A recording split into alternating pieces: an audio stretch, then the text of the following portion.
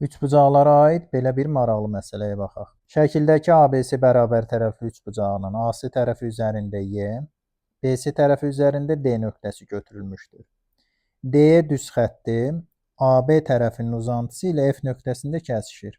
DC 2, YC 6 və BY DF-ə perpendikulyar olarsa, AY parçasının uzunluğunu tapın. Bu verilənləri şəkil üzərində qeyd edək. DC 2, YC 6, BY FD-yə perpendikulyardırsa, bu bucaqlar 90 dərəcə. ABC bərabər tərəfli üçbucaq olduğuna görə C bucağı 60 dərəcə olacaq. AY parçasının uzunluğunu X ilə işarə etsək, ABC bərabər tərəfli üçbucaq olduğuna görə AB X üstəgəl 6 və BC ümumi X üstəgəl 6 olmalıdır. Onda BD-nin uzunluğu X üstəgəl 4 olacaq. İndi isə Y nöqtəsindən BC tərəfinə YM perpendikulyarı çəkək. YMC üçbucağı düzbucaqlı üçbucaqdır və onun iti bucaqlarından biri 60 dərəcə olduğuna görə 60 dərəcə qarşısındakı katet, yəni YM parçasının uzunluğu bərabər olur. 6 vurulsun, kök altında 3 bölünsün 2-yə. Yəni 3 kök altında 3-ə.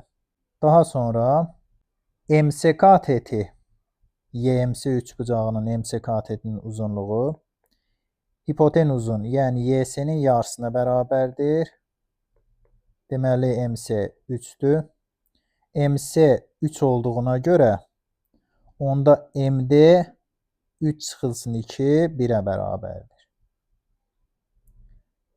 YBD düzbucaqlı üçbucağında BD X üstəgəl 4-dürsə, onda MB parçasının uzunluğu X üstəgəl 3 olacaq və bu üçbucaqdan, yəni YBD üçbucağından Evklit düsturuna görə YM parçasının uzunluğunun kvadratı bərabər olacaq DM vur MB.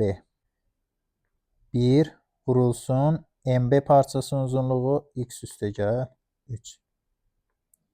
Və buradan X üstəgəl 3 bərabər 27, X bərabərdir 24 tapılar.